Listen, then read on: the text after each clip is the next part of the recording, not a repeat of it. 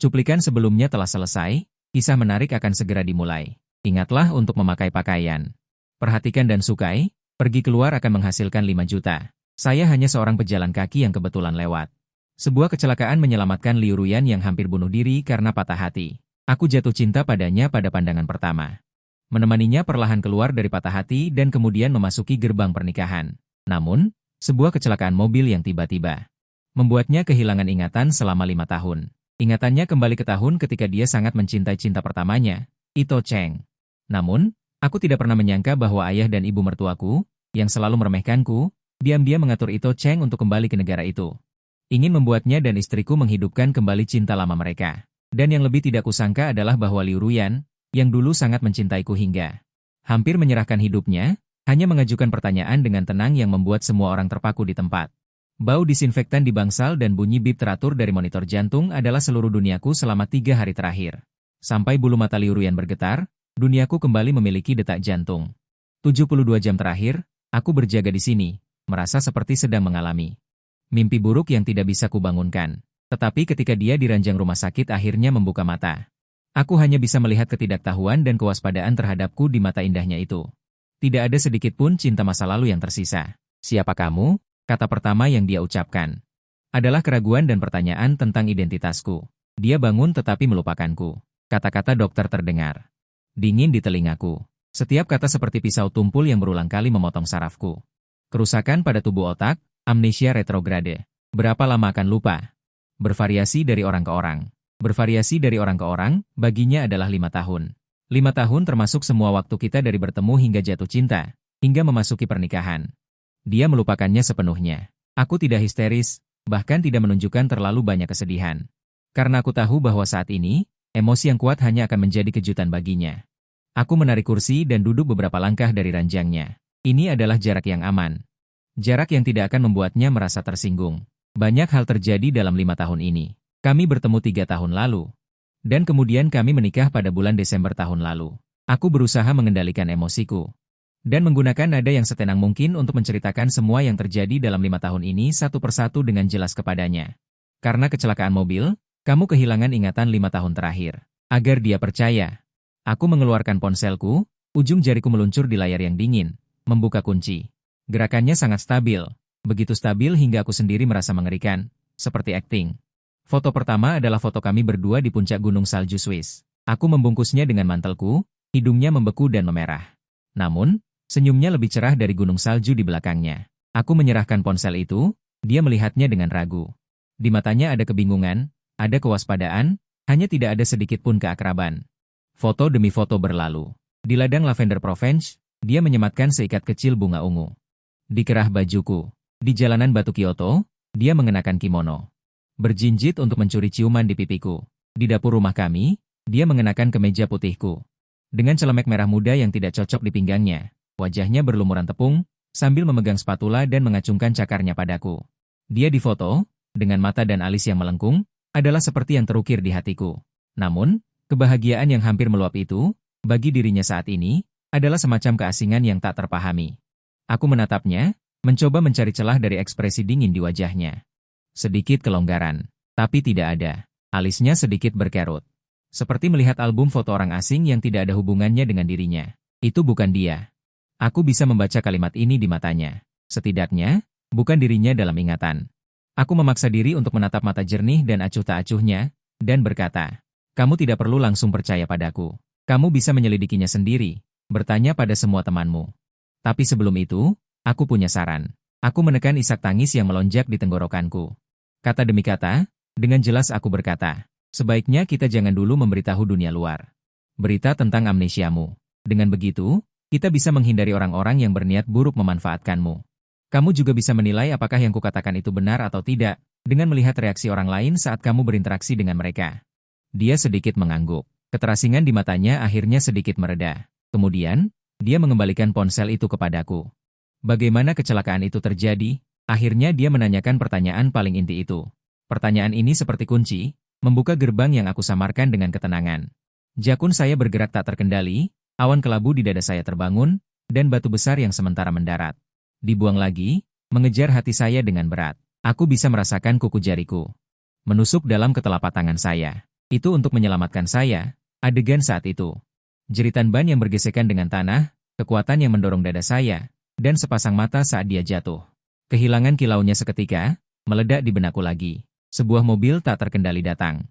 Kamu mendorongku menjauh. Saat aku selesai berbicara, pak, sebuah ledakan besar. Pintu bangsal seperti ditabrak binatang buas, menghantam dinding dengan keras. Namun, saat aku melihat siapa yang datang, darahku hampir membeku. Itu Ito Cheng. Cinta pertama Ruyan, dan juga pria yang membuatnya menderita patah hati selama 2 tahun. Namun saat ini, Liu Ruyan yang ingatannya mundur 5 tahun, tidak lebih tidak kurang. Tepat kembali ke usia 20, saat dia paling mencintai Ito Cheng. Setelah menyadari hal ini, seluruh otot tubuhku menegang tanpa sadar. Ito Cheng mengenakan jas hujan krem yang pas, rambutnya sedikit basah. Seolah-olah baru saja tiba dari hujan deras, dengan sedikit kecemasan dan cuaca buruk di wajahnya. Dia selalu tahu bagaimana menampilkan sisi terbaik dirinya. Dikemas dalam adegan yang paling mengharukan. Aku bahkan tidak perlu menoleh untuk merasakan dengan jelas. Tubuh yang menahan diri dan sedikit kaku di belakangku, yang perlahan-lahan mengendur pada saat itu. Sepasang mata yang bagiku hanya tersisa keasingan dan pengawasan, langsung berbinar saat melihat Ito Cheng. Dalam cahaya itu, ada kejutan. Ada kegembiraan, dan bahkan lebih banyak keterikatan yang paling aku kenal dan paling menyakitkan. Pada saat itu, aku menyadari fakta yang kejam dengan sangat jelas. Bagi Liu Ruyan saat ini, aku, Ji Boda, adalah orang asing yang perlu dibuktikan berulang kali.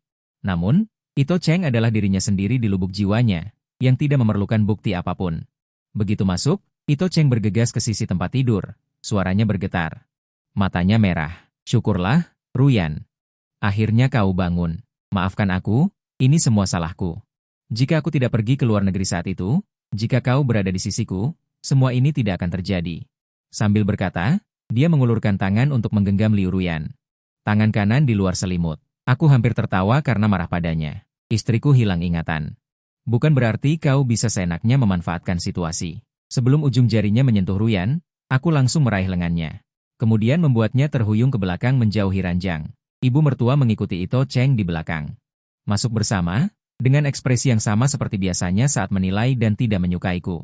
Tatapanku yang dingin menatapnya lurus. Tuan Ito, harap jaga diri Anda. Ruyan sekarang adalah istri saya. Setelah saya paksa menariknya, Ito Cheng tiba-tiba menoleh ke arahku, matanya dipenuhi amarah kebenaran. Ji Boda, bagaimana kau bisa begitu egois? Berapa lama lagi kau ingin menyembunyikannya? Ruyan sudah hilang ingatan. Kau berani tidak memberitahu paman dan bibi? Kau masih ingin memanfaatkannya yang tidak ingat apa-apa untuk terus menipunya? Saat Ito Cheng menanyaiku, ibu mertua sudah meraih tangan Ruyan dan air mata mulai berjatuhan. Anakku yang bodoh, kau telah menderita. Lihatlah kehidupan seperti apa yang telah kau jalani selama beberapa tahun ini. Awalnya kami semua sudah mengatakan, Ji Boda dia. Sudahlah, sekarang Xiao Cheng sudah kembali. Semuanya akan menjadi lebih baik. Ayah mertua juga ikut menimpali. Ji Boda, inikah yang kau sebut akan merawat putriku dengan baik? Kau benar-benar pandai menghitung. Baru menikah setengah tahun, kau sudah tidak sabar untuk bertindak? Benar-benar serigala berbulu domba yang tidak tahu berterima kasih. Setelah mereka mengatakan itu, aku bisa dengan jelas merasakan. Tatapan Ruyan ke arahku dengan cepat beralih dari waspada menjadi takut dan jijik. Tatapan itu membuatku merasa sangat dingin, tapi aku tidak bisa mundur. Di belakangku adalah kekasihku, bahkan jika dia tidak mengenaliku sekarang. Aku juga memiliki tanggung jawab untuk memastikan dia tidak tertipu. Aku perlahan melepaskan tangan Ito Cheng yang aku tahan, dan beralih ke ayah mertuaku. Pertama kalinya aku tidak menggunakan sebutan hormat. Tuan Liu, kecelakaan mobil. Itu salahku. Aku tidak bisa melindunginya dengan baik. Aku mengakuinya dengan jujur, karena itu adalah fakta. Segera nada bicaraku berubah, menatap lurus ke arah Ito Cheng. Tapi ketidakmampuan ini seharusnya tidak menjadi panggung bagi beberapa orang untuk berakting. Pandanganku menyapu Ito Cheng, lalu jatuh pada ayah dan ibu mertua. Suara tidak keras, tetapi setiap kata jelas. Pengemudi Zhao ada di kantor polisi. Catatan interogasi tertulis di sana, alasan mobil itu kehilangan kendali ditulis dengan jelas. Jika kalian tidak sadar, dengan kekuatan yang kalian miliki, tidak sulit untuk mencari tahu sendiri. Ayah, ibu, Ruyan perlu istirahat.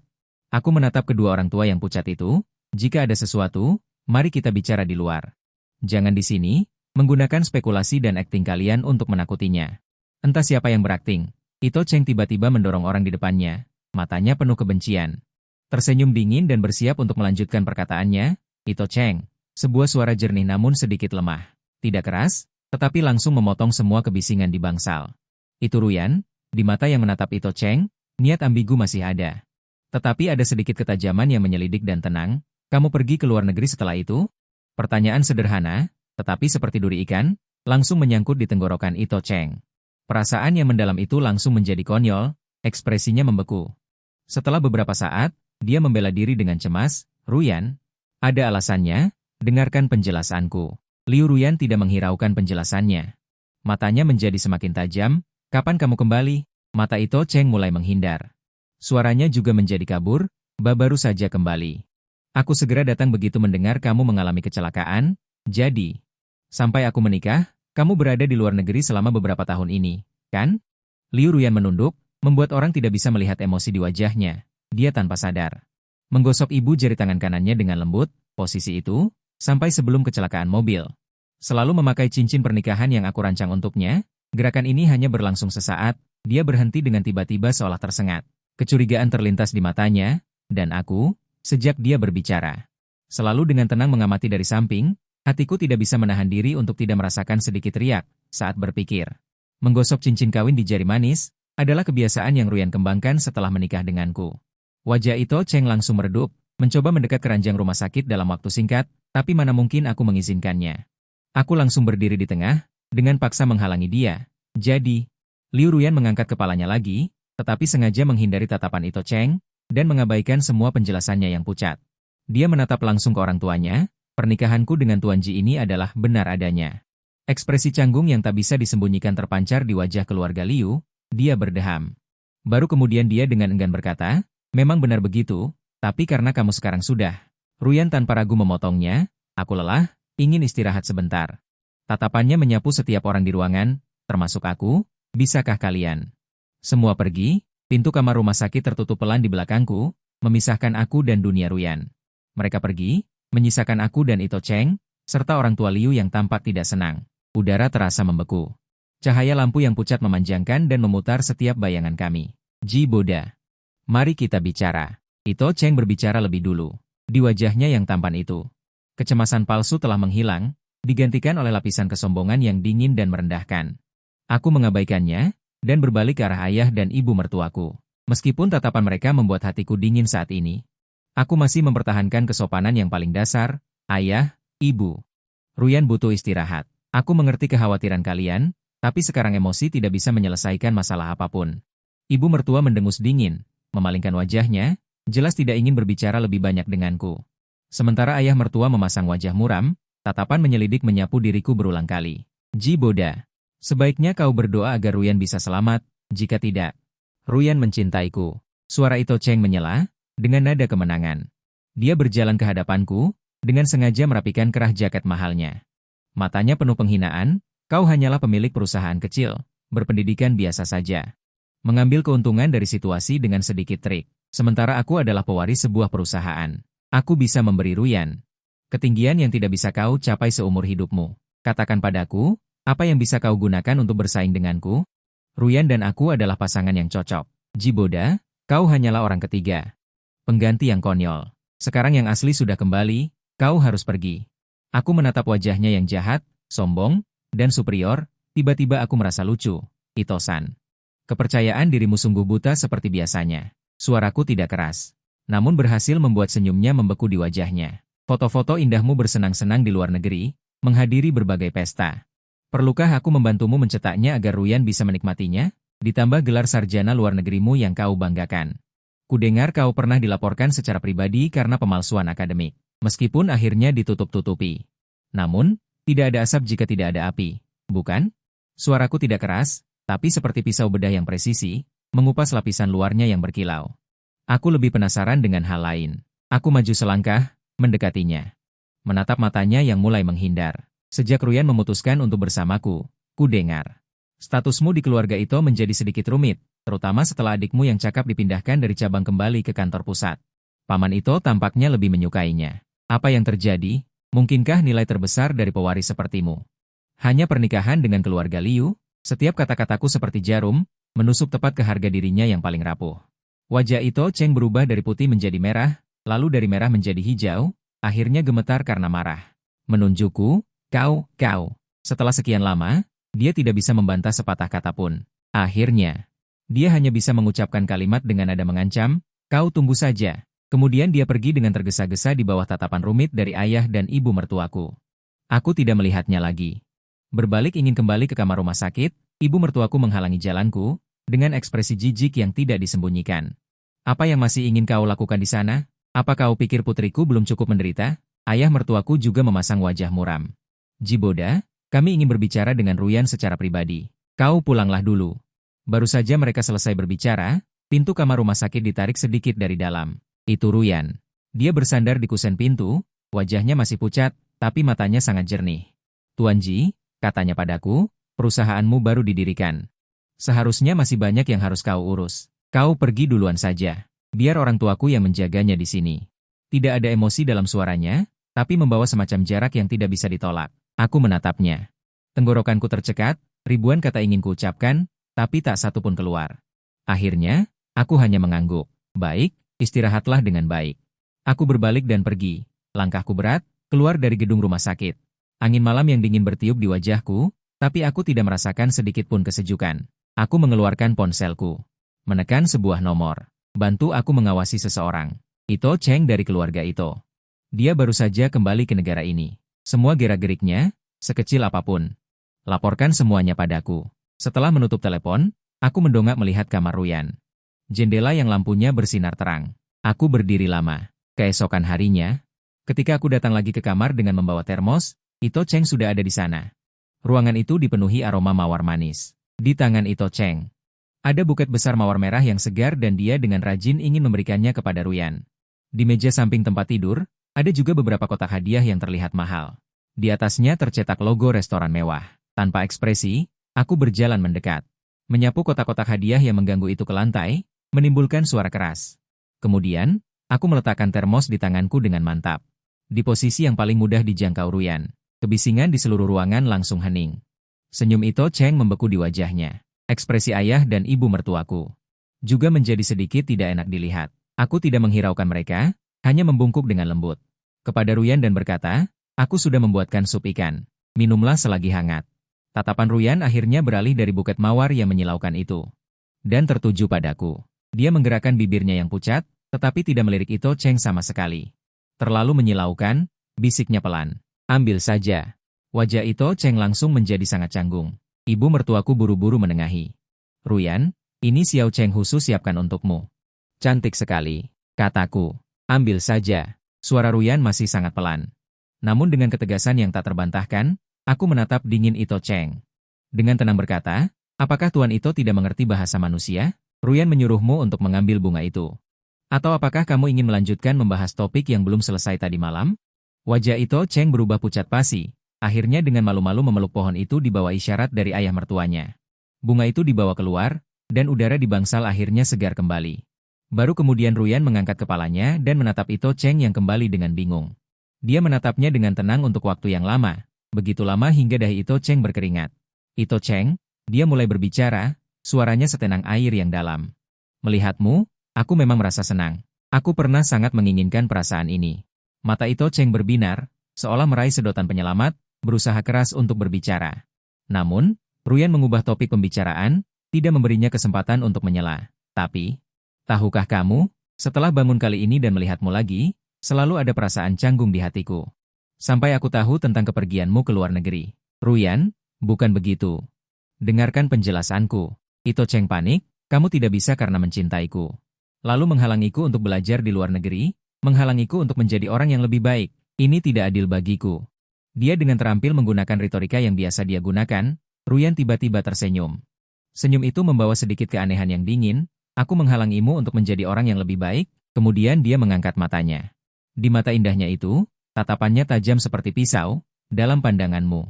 Sambil belajar di luar negeri dengan gelar yang dibeli oleh keluarga, sambil berpesta dengan gadis pirang bermata biru. Di pesta, itulah yang disebut, lebih baik, kamu selalu bilang aku mencintaimu. Seharusnya mendukung semua yang kamu lakukan. Tetapi ketika aku mendukungmu, kamu sepertinya tidak berpikir bahwa tetap setia kepadaku adalah hal yang seharusnya kamu lakukan. Maksudmu, aku mencintaimu, jadi aku pantas menanggung semua emosi dan kesenanganmu? Ito Cheng langsung terdiam, wajahnya berubah dari merah menjadi putih, lalu dari putih menjadi hijau. Keringat dingin menetes. Ruyan, itu semua masa lalu. Jadi, itu semua sudah masa lalu di antara kita. Ruyan menyela dengan tenang. Pembelaannya yang pucat membuat Ito Cheng benar-benar hancur. Dia maju selangkah. Dengan suara memohon, Ruyan, beri aku satu kesempatan lagi. Aku dengan tegas menghalangi dia dan ranjang rumah sakit.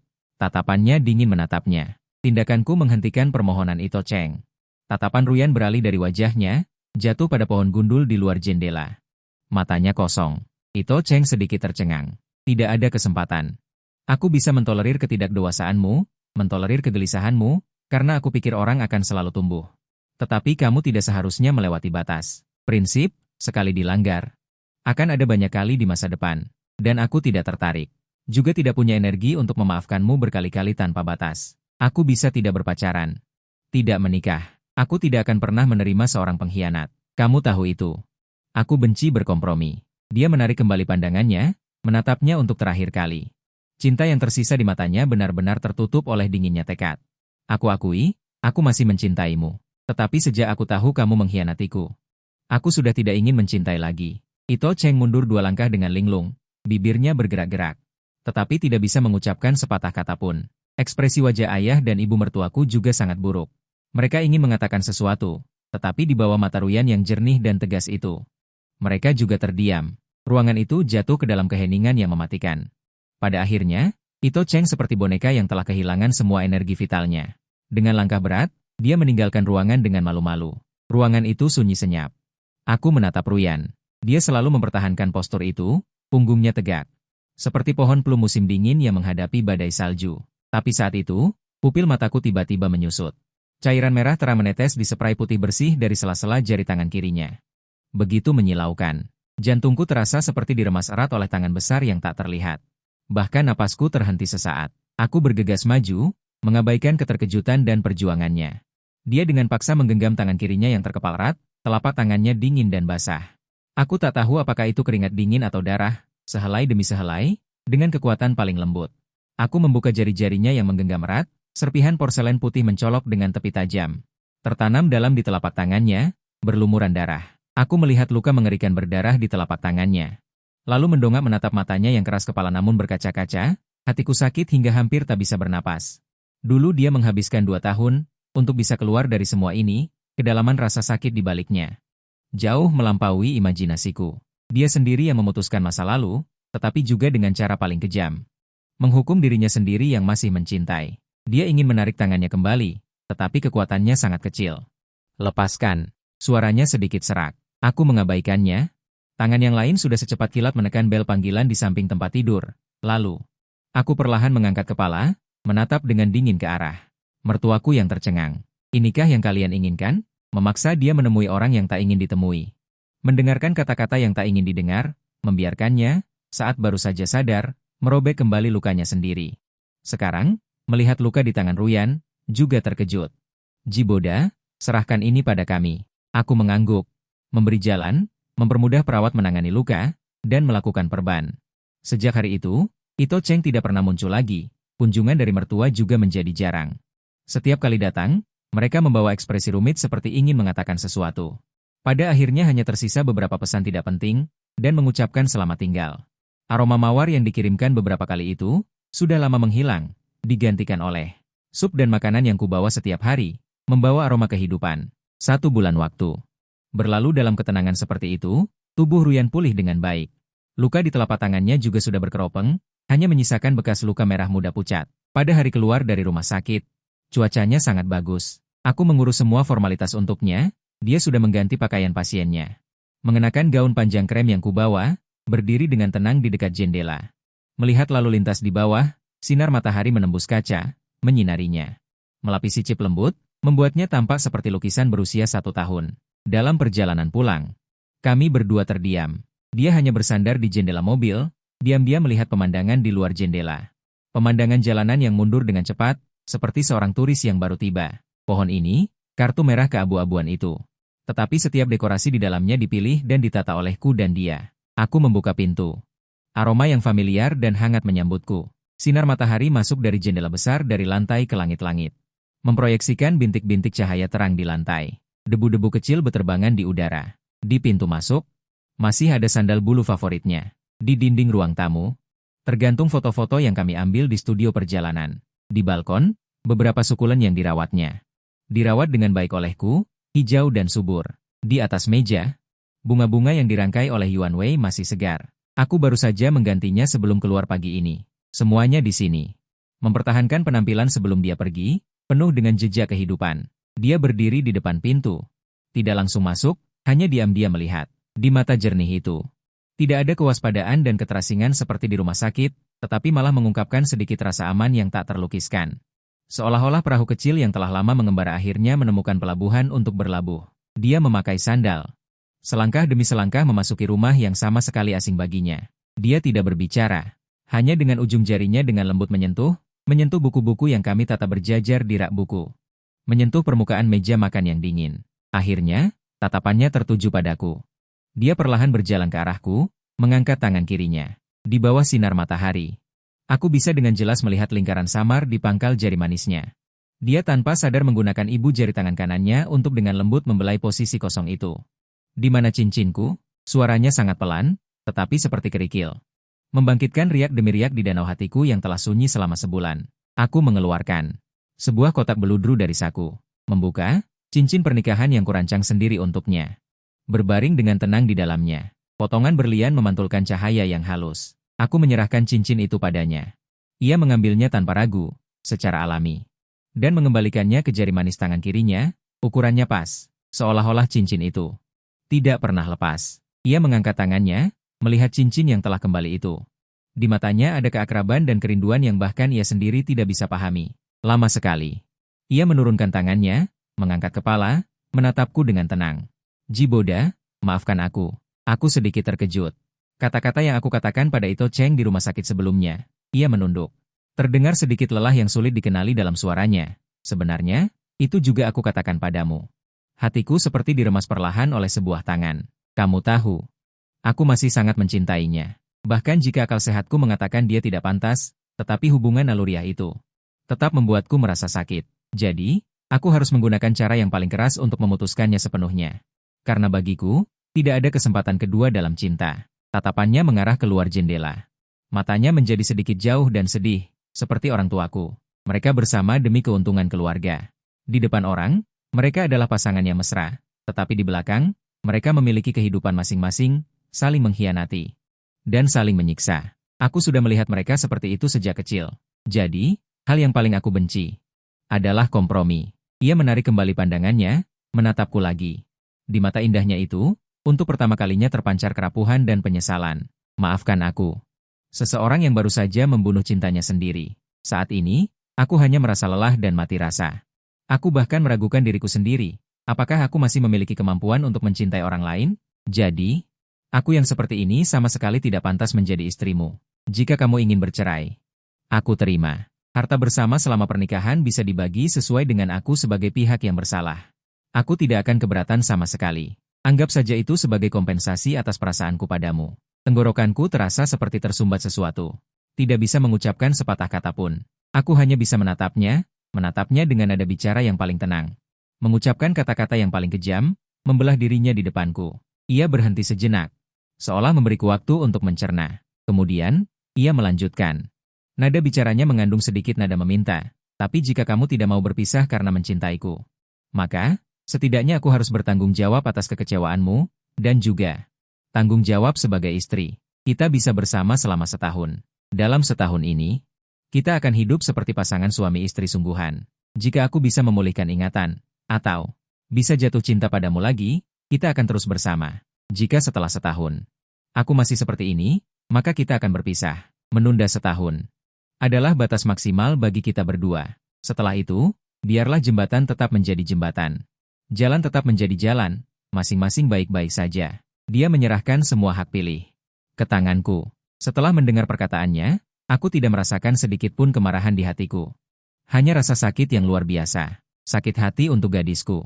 Dia membutuhkan waktu 2 tahun untuk berjuang keluar dari hubungan yang gagal itu.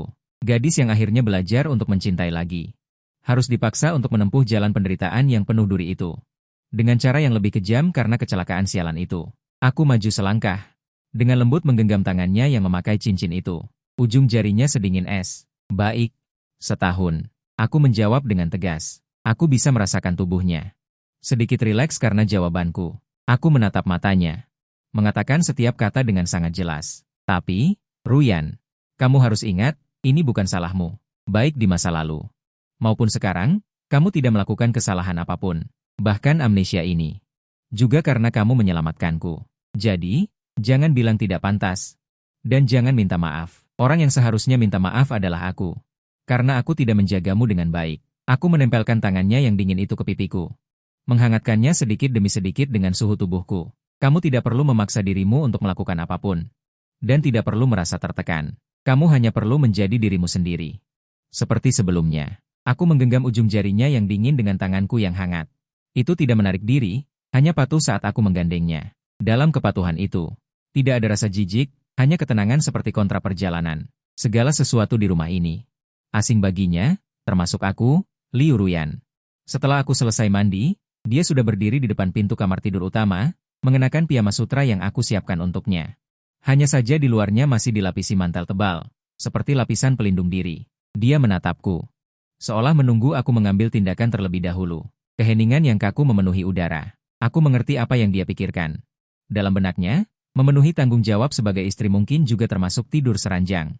Aku tidak berbicara, langsung masuk ke kamar, mengeluarkan selimut dan bantal cadangan dari lemari. Dia melihat gerakanku, akhirnya membuka mulut, dengan nada bingung. Apa yang kamu lakukan? Aku tidur di kamar tamu. Aku memeluk bantal. Melewatinya. Kita adalah suami istri, dia mengingatkanku. Nada bicaranya tidak mengandung sedikitpun kerelaan, hanya suara yang dogmatis. Aku berhenti. Menoleh untuk melihatnya. Ruyan, aku berjanji untuk menghabiskan waktu bersamamu selama setahun. Bukan untuk membuatmu mempersulit diri sendiri. Kamu tidak perlu berperan sebagai istri yang sempurna di depanku. Aku hanya menginginkanmu, Liu Ruyan. Selamat malam. Setelah mengatakannya, aku tidak lagi berhenti. Masuk ke kamar tidur kedua. Perilaku hidup bersama kami pun dimulai dengan cara yang aneh. Dia kehilangan pengalaman dan pengetahuan kerja selama 5 tahun. Perusahaan keluarga Liu, dia tidak bisa kembali untuk sementara waktu. Ayah dan ibu mertua tampaknya juga menyetujui hal ini dan tidak memaksanya. Maka, sebagian besar waktunya dihabiskan di rumah. Dia akan membaca buku. Membaca buku-buku profesional yang pernah dibacanya tetapi sekarang tidak memiliki kesan apapun, mencoba untuk mengambil kembali keahliannya. Tetapi lebih sering, dia akan melamun. Jendela besar di rumah kami menghadap langsung ke sungai besar yang melintasi kota. Aliran sungai yang tak henti-hentinya siang dan malam. Dia seringkali memeluk lututnya. Duduk di karpet sepanjang sore, tanpa berbicara. Juga tanpa ekspresi apapun, seperti patung yang indah tetapi tidak memiliki jiwa. Aku tahu, itu sedang mencerna rasa sakit tentang Ito Cheng yang dipaksakan untuk bangkit. Itu memotong masa lalu dengan cara yang paling tegas, tetapi luka itu membutuhkan waktu untuk sembuh. Aku tidak pernah mengganggunya. Aku hanya setiap hari sebelum pergi akan mengganti air bersih untuk bunga iris putih di vas. Setelah pulang, akan memasak untuk 2 orang. Ia tidak makan banyak, tapi selalu makan dengan tenang. Lalu mengucapkan terima kasih, sopan, dan asing. Seperti 2 orang asing yang baru saja bertemu. Perusahaanku sedang berada di periode peningkatan yang paling penting. Sebuah proyek penting menemui jalan buntu. Aku sangat sibuk dan kewalahan. Selama beberapa hari berturut-turut, aku hanya bisa tidur 3 atau 4 jam. Malam itu, aku menyeret tubuhku yang lelah kembali ke rumah. Ada lapisan es tipis di lantai. Aku pikir dia sudah tidur. Namun, saat mengganti sepatu, aku melihat sosok punggung yang familiar dan kurus itu. Ia masih duduk di depan jendela, mempertahankan postur yang sudah kulihat berkali-kali. Menatap permukaan sungai di luar jendela tanpa bergerak. Hatiku tertusuk pelan. Aku memperlambat langkahku dan berjalan mendekat, melepas jaketku dan menyampirkannya padanya. Tubuhnya sedikit bergetar, seolah terbangun dari mimpi yang panjang. Ia menoleh. Di bawah sinar bulan, wajahnya pucat hampir transparan. Kamu sudah kembali. Suaranya agak serak, membawa sedikit kebingungan setelah baru saja sadar. Begitu cepat. Aku berjongkok, menatap matanya. Sudah pukul 12.30. Ruyan. Ada sedikit keterkejutan di pupil matanya, diikuti dengan pemahaman. Dia ada di sini lagi, menghabiskan seluruh sore dan malam. Waktu baginya. Tampaknya telah kehilangan maknanya. Maaf, dia menunduk. Suaranya sangat pelan. Aku lupa waktu. Tidak apa-apa. Aku merapikan jaket di tubuhnya. Malam dingin, kembali ke kamar untuk tidur. Dia mengangguk, berdiri, dan diam-diam kembali ke kamar tidur utama.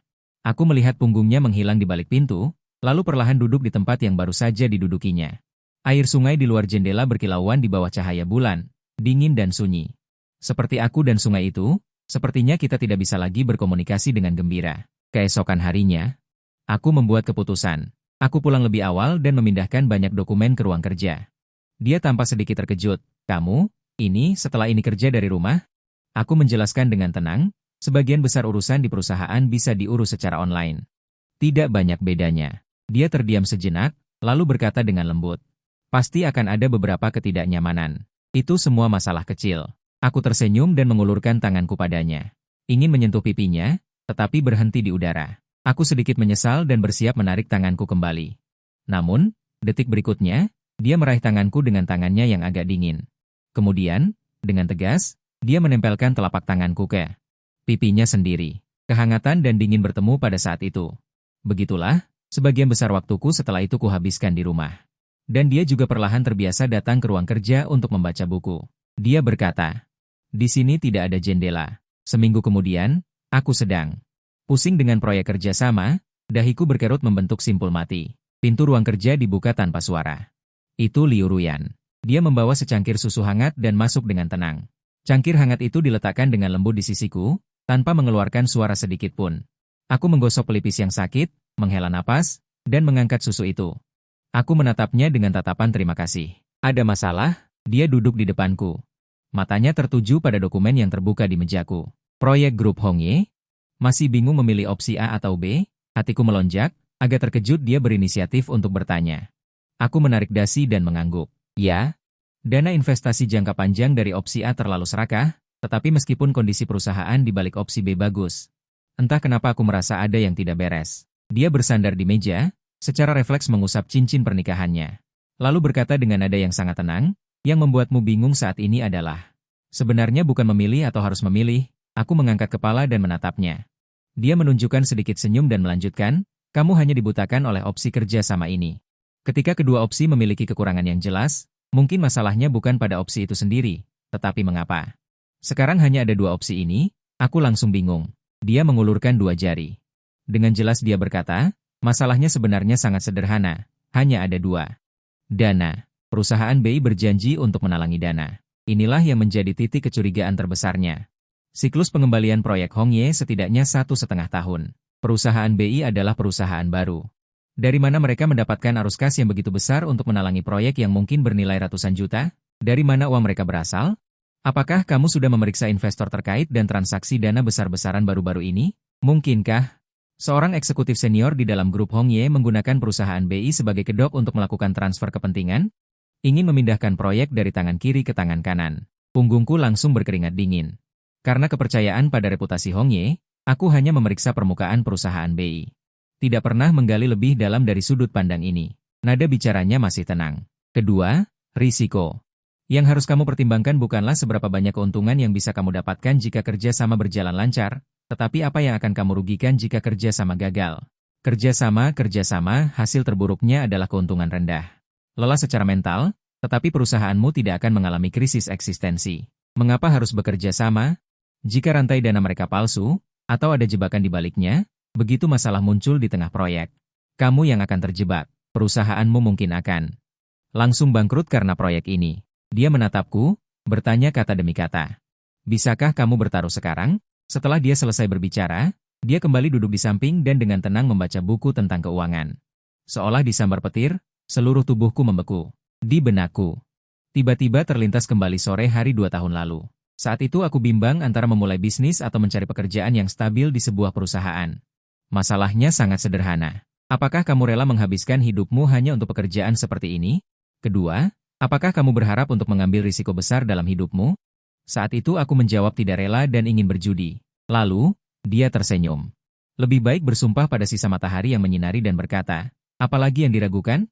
Lakukan saja. Jika gagal, buat aku tertawa.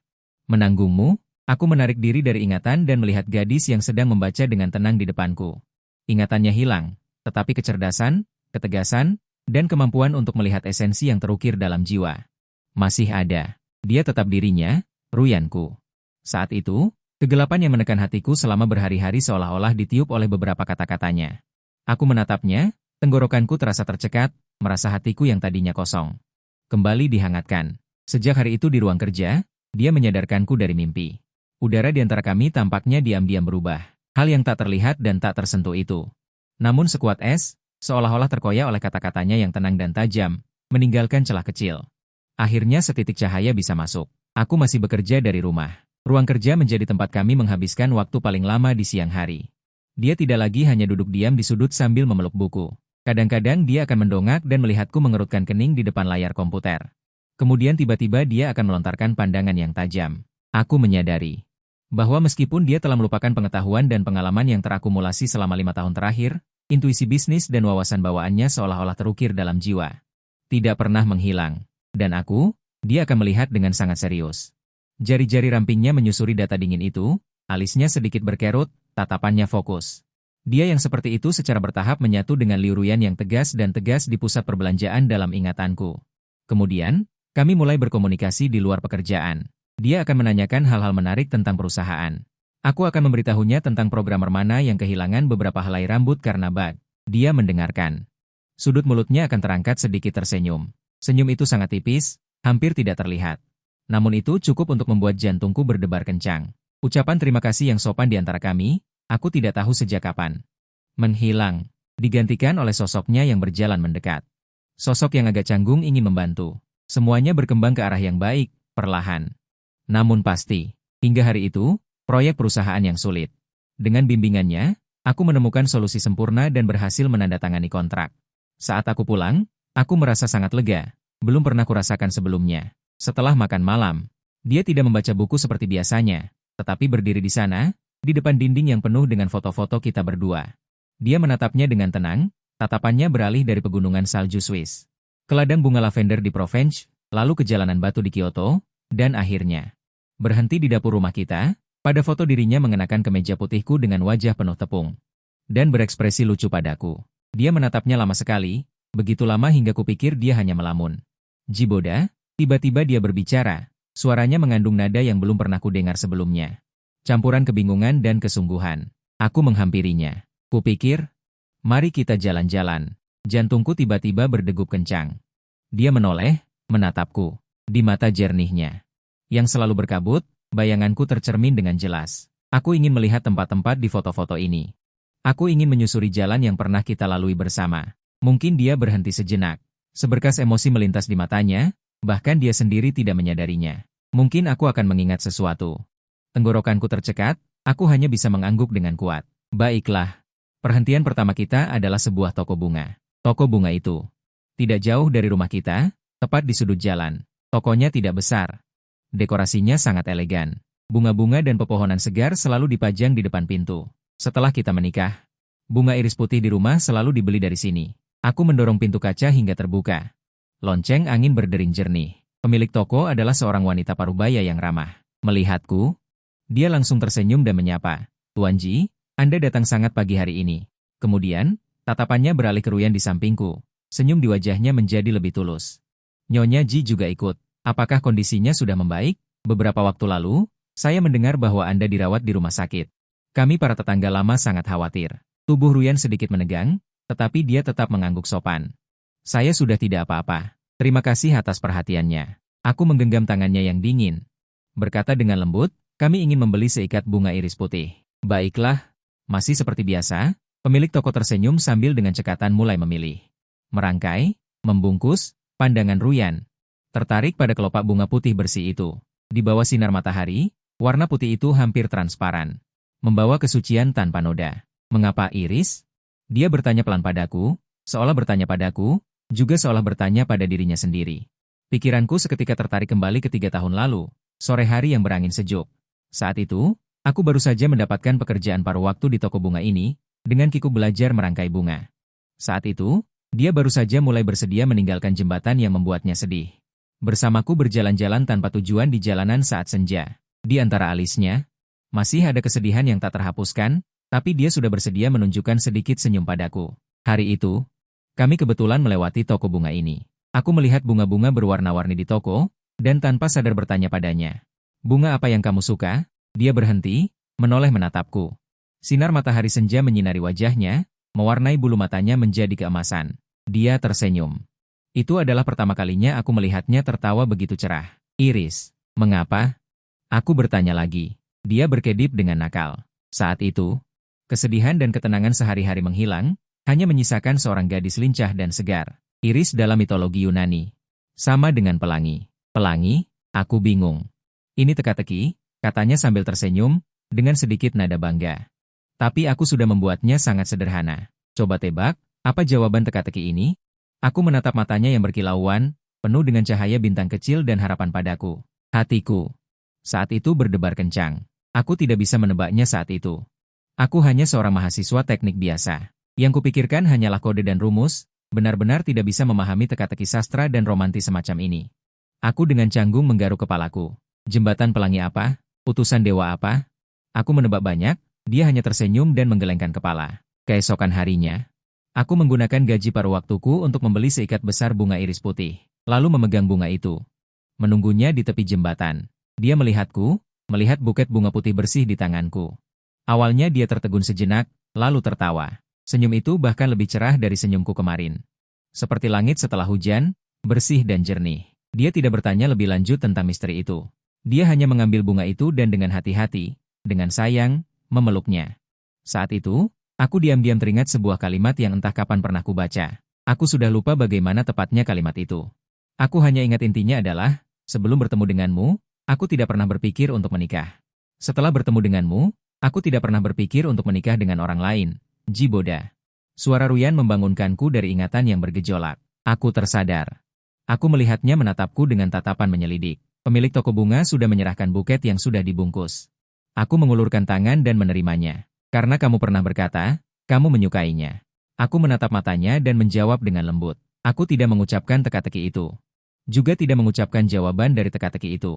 Aku ingin membiarkannya mengingatnya sendiri. Mungkin akan lebih baik. Dia menerima buket bunga itu dan menunduk, membersihkan kelopak bunga. Aroma tajam dan menyegarkan. Kebingungan yang tak terlukiskan di matanya. Tanpa sadar. Dia sepertinya sudah melakukannya ribuan kali. Meninggalkan toko bunga, kami berjalan perlahan di sepanjang jalan. Matahari bersinar cerah, angin sepau-sepau bertiup lembut. Dia memeluk buket bunga iris itu. Berjalan di sampingku. Ada jarak setengah lengan di antara kami. Tidak jauh, tapi juga tidak dekat. Apakah kita sering berjalan-jalan seperti ini sebelumnya? Tiba-tiba dia bertanya. Ya, aku mengangguk. Hampir setiap hari. Apa yang kita bicarakan? Sepertinya kita tidak ada kesamaan. Dia tampak bingung. Aku tertawa. Ya, tidak ada kesamaan. Sampai sekarang aku masih ingat. Betapa menyentuhnya percakapan pertama kita. Hampir murni hanya berbicara demi berbicara. Aku berbicara dengannya tentang struktur von Neumann dan mesin Turing. Dia mendengarkan dengan bingung. Dia berbicara denganku tentang Basel-Accord dan pelonggaran kuantitatif. Aku merasa seperti sedang mendengarkan bahasa dewa. Aku dengan bersemangat menganalisis situasi politik internasional terbaru kepadanya. Dia akan dengan tenang menunjukkan. Menurut pandanganku yang terlalu berasumsi, dia kadang-kadang berbicara kepadaku tentang metafora dalam karya sastra. Misalnya, Sisyphus karya Camus atau 100 tahun kesunyian karya Marquez, sebenarnya aku tidak terlalu paham. Tapi aku suka mendengar suaranya berbicara, jernih dan merdu. Seperti mata air jernih yang mengalir di pegunungan, yang bisa langsung menenangkan semua kegelisahanku. Aku lebih suka melihatnya saat berbicara. Dia selalu begitu fokus, begitu serius, kata-katanya penuh dengan ketajaman dan wawasan yang unik. Di mata indahnya itu, terpancar cahaya kebijaksanaan dan pemikiran, ada daya tarik yang tidak bisa kutolak. Aku belum pernah melihat gadis seperti dia, berasal dari keluarga kaya, tapi sama sekali tidak manja. Sangat cerdas, tapi tidak pernah sombong. Dia seperti kumpulan kontradiksi. Memiliki ketenangan dan pemahaman yang mendalam tentang dunia, tetapi juga menunjukkan kebaikan yang murni secara tidak sengaja. Kontradiksi semacam ini membuatnya penuh dengan pesona yang mematikan. Setidaknya, bagi diriku yang saat itu tidak punya apa-apa. Gadis yang patah hati yang berkeliaran di samping, entah sejak kapan, setiap sore pergi ke jembatan untuk menunggunya. Sudah menjadi kebiasaan yang tidak bisa kulepaskan. Kebiasaanku berjalan-jalan sendirian untuk berpikir, digantikan sepenuhnya oleh keinginan untuk berkomunikasi dengannya. Kami mengobrol tentang segala hal. Kataku pada Ruyan di sampingku. Membicarakan keuanganmu, kodeku, membicarakan sejarah politik. Juga membicarakan filsafat sastra. Meskipun saat itu kami tidak terlalu memahami bidang satu sama lain. Tapi entah kenapa, kami bisa terus mengobrol. Dia mendengarkan. Dengan sedikit penekanan di wajahnya. Benarkah, kedengarannya? Agak sulit dipercaya. Ya, Aku menatapnya. Dengan tatapan lembut, aku juga merasa sulit dipercaya. Bisa bertemu denganmu adalah hal yang sulit dipercaya. Kami sampai di persimpangan jalan. Tiba-tiba dia berhenti. Pandangannya menuju sebuah kafe di sudut jalan. Dekorasi kafe itu sangat bergaya. Jendela kaca dari lantai ke langit-langit, kursi dan meja kayu antik, memancarkan suasana yang tenang. Di sini, gumamnya. Sepertinya. Pernah ke sini. Hatiku terkejut lagi. Kami pernah ke sini sekali, itu setelah kami sudah sangat akrab. Suatu hari saat berjalan-jalan, dia membawaku ke sini, katanya. Ini adalah tempat dia sering datang sebelumnya, latte di sini sangat otentik. Jadi aku memesan secangkir latte, dan memesan americano untuknya sendiri. Sebenarnya aku tidak terlalu suka minum kopi. Terutama kopi hitam yang pahit, tapi aku tidak mengatakan apa-apa, aku hanya melihatnya menyesapnya sedikit demi sedikit. Sikapnya anggun seperti sebuah lukisan. Hari itu, dia tidak banyak bicara. Hanya duduk dengan tenang, aku bisa merasakan tempat ini. Menyimpan banyak kenangan antara dia dan Ito Cheng, dia membawaku ke sini mungkin sebagai perpisahan diam-diam. Aku menemaninya, diam-diam menghabiskan latte yang terlalu pahit bagiku. Sejak saat itu, dia tidak pernah membawaku ke sini lagi. Kemudian, setiap kali dia menungguku di tepi jembatan, dia akan membawa secangkir teh susu hangat di tangannya, kadang-kadang dengan mutiara. Kadang-kadang dengan talas, semua rasa kesukaanku, dia tidak mengatakan apa-apa. Aku juga tidak bertanya apa-apa, di antara kita, ada pemahaman diam-diam yang tidak perlu diucapkan. Hanya pernah ke sini sekali, Ruyan menarik kembali pandangannya, menatapku. Ya, hanya sekali, jawabku. Kenapa? Aku menatapnya, ragu-ragu sejenak. Masih memutuskan untuk mengatakan yang sebenarnya, karena kamu menyadari, sepertinya aku tidak suka minum kopi. Jadi setelah itu setiap kali kita bertemu lagi, yang kamu bawa di tanganmu, semuanya berubah menjadi teh susu. Dia tertegun, dia menunduk melihat seikat tulip yang dipeluknya, lalu mendongak menatapku. Emosi di matanya, begitu rumit sehingga aku tidak mengerti. Lama kemudian, dia baru berkata pelan, ayo kita pergi ke toko teh susu sekarang dan membeli satu cangkir, jantungku. Seperti dibelai lembut oleh tangan yang hangat, baik, kami akhirnya tidak menyeberang jalan. Kami berbalik, berjalan menuju jalan lain, di sana ada satu tempat yang kemudian. Toko teh susu yang sering kami datangi, dia memesan 2 gelas teh susu mutiara, sama seperti yang aku ingat. Xiao Tang, pergi parkir, dia memberiku teh susu. Secara tak sengaja menyentuh punggung tanganku. Hangat, aku memegang cangkir teh susu itu.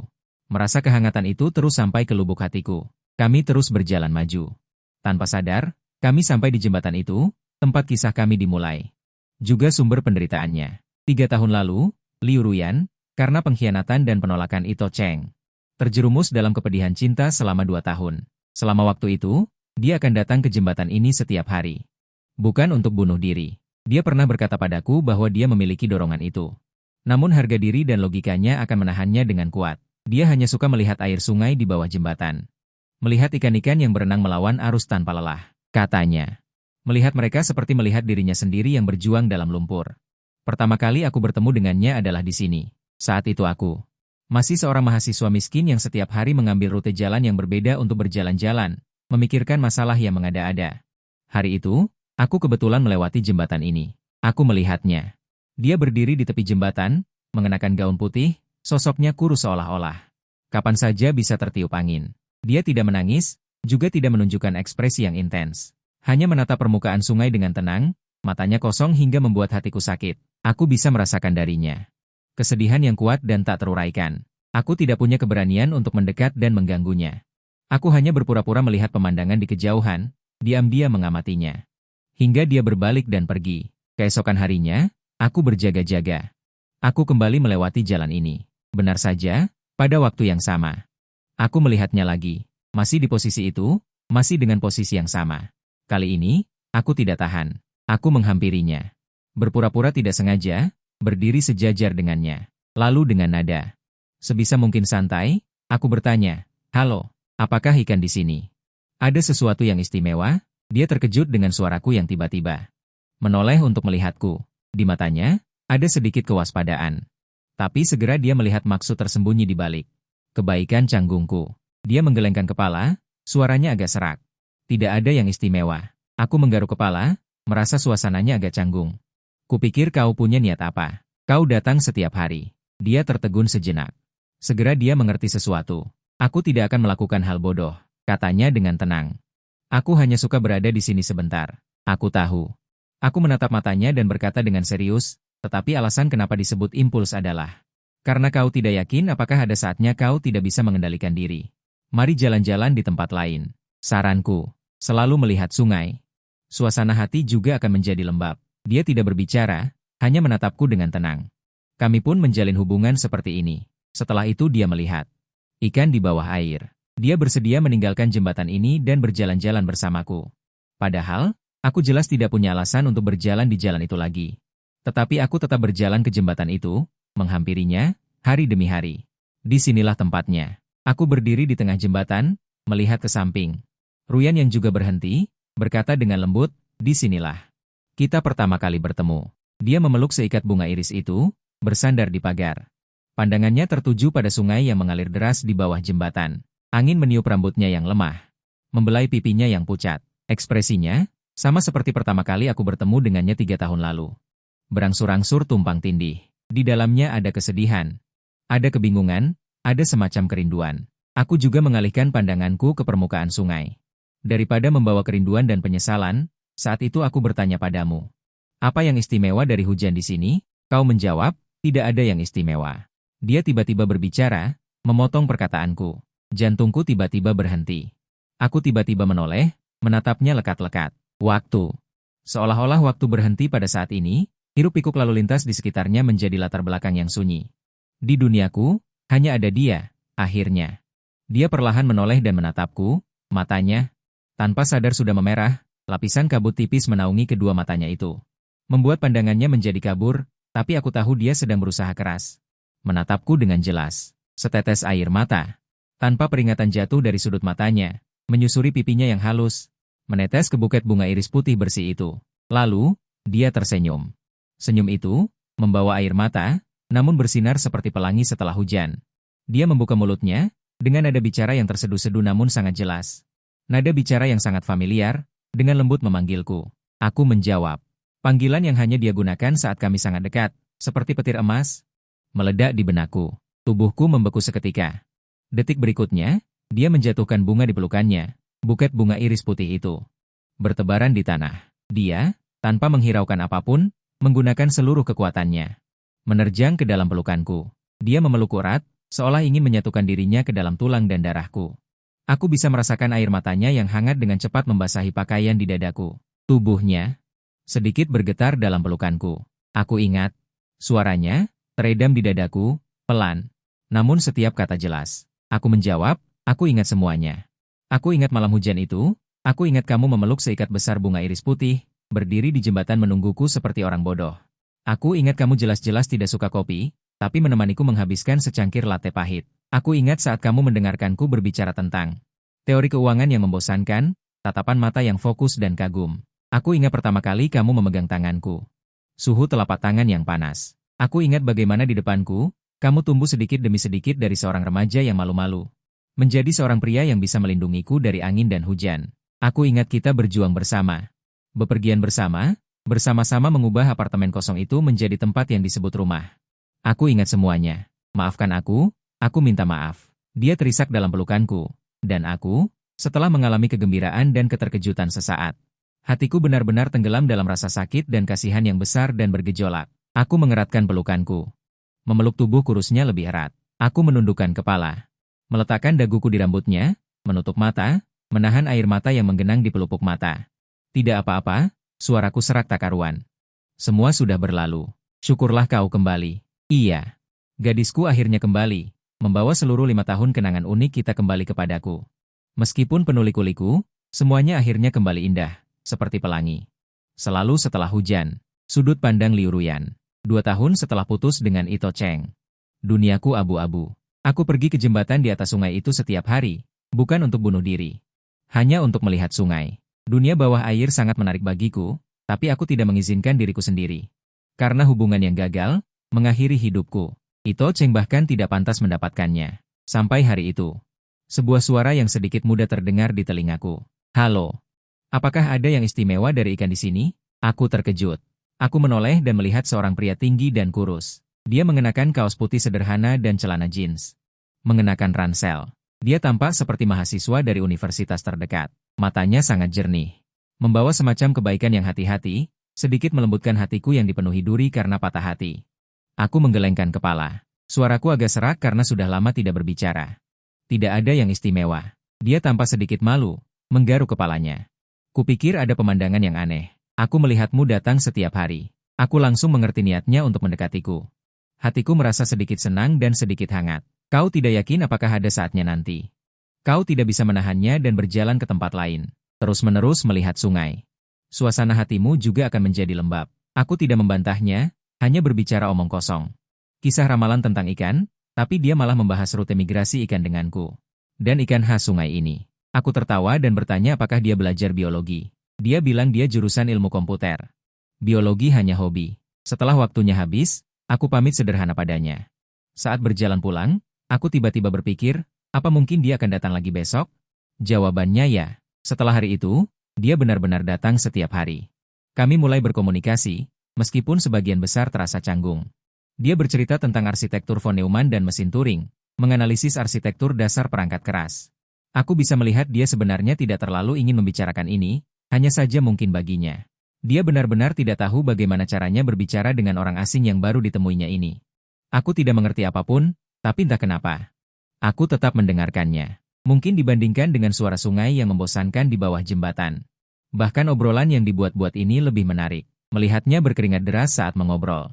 Entah kenapa aku jadi ingin bermain-main dan malas menggunakan taktik sosial yang normal untuk memimpin percakapan.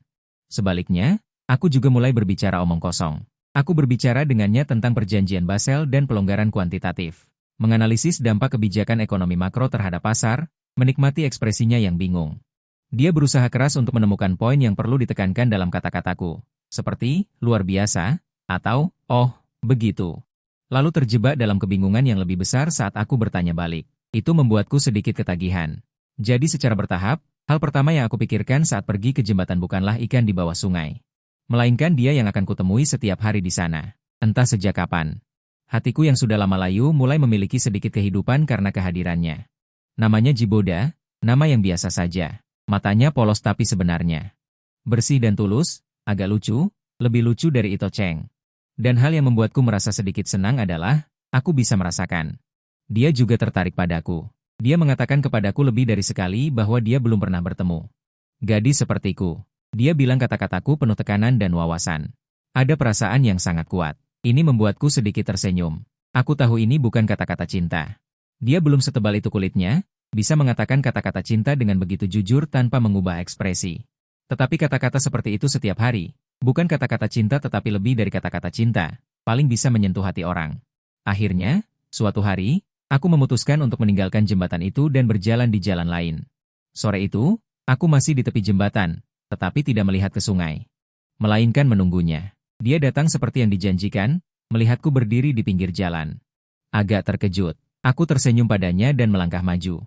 Dia tertegun sejenak, lalu segera mengikuti dan berjalan di sampingku. Kami tidak mengatakan apa-apa, tetapi seolah-olah kami telah mengatakan segalanya. Sejak hari itu, kami diam-diam memulai rutinitas berjalan-jalan bersama setiap sore. Dia jelas tidak punya alasan lagi untuk mengawasiku, mencegahku bunuh diri. Aku jelas bisa berjalan sendiri. Tetapi kami berdua tidak bisa mengendalikan diri untuk berjalan menuju jembatan itu. Berjalan menuju satu sama lain. Kami berjalan melewati banyak jalan di kota ini. Mengobrol tentang segala hal, tanpa tujuan. Suatu kali, aku membawanya bersembunyi di sebuah kedai kopi yang dulu sangat kusukai. Tetapi sudah lama tidak kukunjungi lagi. Itu adalah tempat kenangan antara aku dan Ito Cheng. Aku memesankan latte untuknya. Memesan americano untuk diriku sendiri. Aku melihatnya mengangkat cangkir. Di tengah aroma yang kaya. Dia sedikit mengerutkan kening. Dari situ aku tahu dia tidak suka minum kopi. Terutama yang pahit. Tetapi dia tidak mengatakan apa-apa, hanya menemaniku. Diam-diam menghabiskan cairan yang terlalu pahit baginya. Sejak saat itu, aku tidak pernah membawanya ke sana lagi. Kemudian, aku mencoba membeli teh susu. Dia sangat menyukainya. Aku juga sangat menyukainya. Di antara kami, ada semacam pemahaman diam-diam yang tumbuh perlahan. Kemudian, untuk mendapatkan uang, dia mencari pekerjaan paruh waktu di toko bunga di sudut jalan. Saat itu, tubuhnya selalu membawa aroma bunga yang samar, bercampur dengan aroma matahari. Baunya harum. Hari itu saat berjalan-jalan, tiba-tiba dia bertanya padaku. Bunga apa yang kamu suka? Sisa cahaya matahari barat menyinari permukaan sungai, dan juga menyinari wajahnya.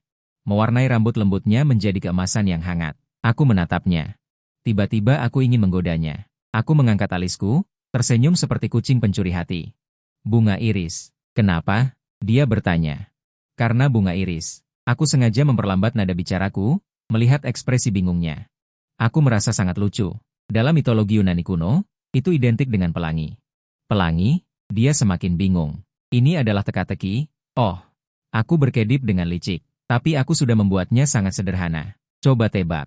Apa jawaban teka-teki saya ini? Aku menatap matanya yang berkilauan, dipenuhi dengan rasa ingin tahu dan obsesi yang tak terlihat terhadapku. Hatiku, pada saat itu, adalah Jiboda. Sepertinya aku menyukaimu. Tentu saja aku tidak mengatakannya. Aku hanya menatapnya. Berharap dia bisa membaca pikiranku yang tersembunyi di dalam teka-teki. Dia tidak bisa menebaknya.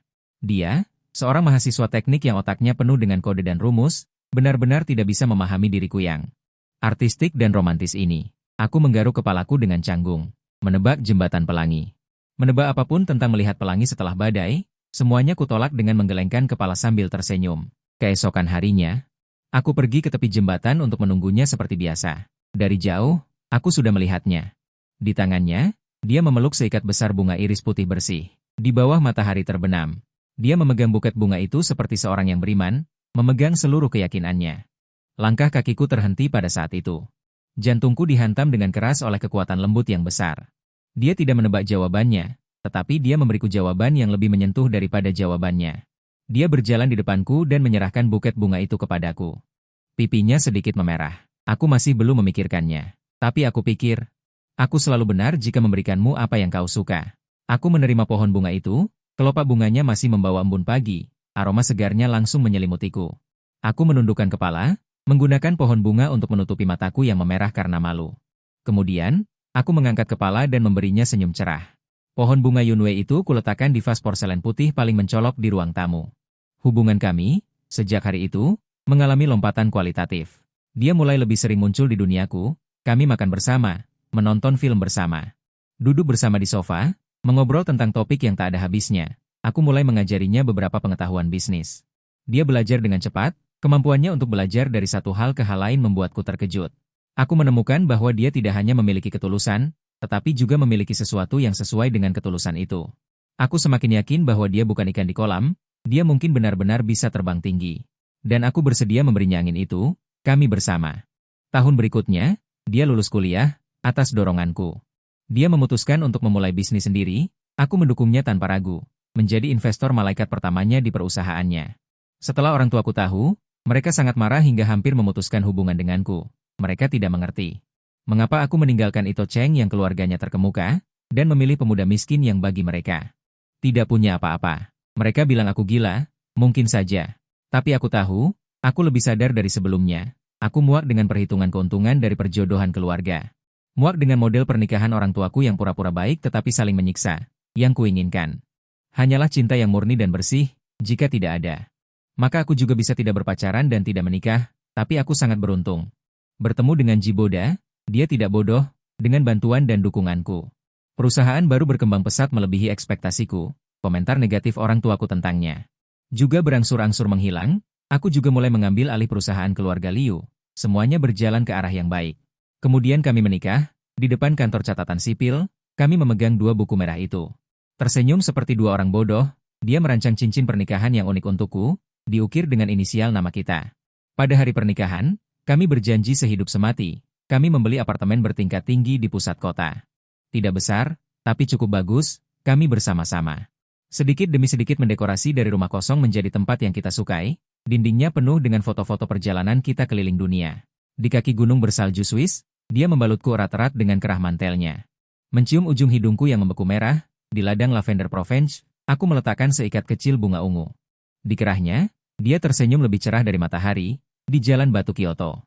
Aku mengenakan kimono, berjinjit, diam-diam mencium pipinya. Ketahuan olehnya, lalu berbalik menjadi agresor, menciumku hingga hampir sesak napas. Juga di dapur rumah kami, aku mengenakan kemeja putihnya, mengenakan celemek merah muda yang tidak serasi. Wajah penuh tepung, memegang spatula dan mengancamnya, dia berdiri di samping. Dengan tatapan manja dan tak berdaya, tersenyum melihatku membuat keributan, momen-momen bahagia itu dibekukan oleh kamera, juga terukir di lubuk jiwaku. Aku pikir, Kita akan terus bahagia seperti ini, sampai kecelakaan mobil itu. Hari itu, kami bergandengan tangan berjalan pulang, mendiskusikan rencana liburan selanjutnya. Matahari bersinar cerah, angin sepau-sepau bertiup sejuk, aku menoleh.